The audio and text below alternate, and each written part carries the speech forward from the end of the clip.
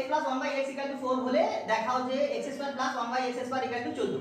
আমি বাম পক্ষ বলে লিখছি, কি দেয়া আছে x square plus 1/x square. দেখো এখানে থিওরিটার দিকে তাকালে দেখা যাবে যে a square plus b square এই সূত্র। তাহলে a square plus b square যদি সূত্র হয়, সূত্র কটা পাই আমরা? এখানে দুটো সূত্র পাই। ফার্স্ট একে কি পাই যে a plus b whole square minus 2ab, আর দ্বিতীয়টা কি পাই a minus b whole square plus 2ab।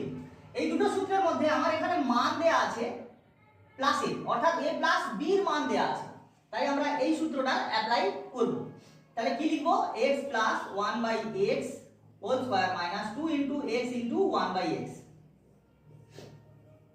এই x কেটে যাচ্ছে, মান দেয়া আছে 4, তাহলে 4 স্কয়ার মাইনাস 2, 16 মাইনাস 2 সমান 14।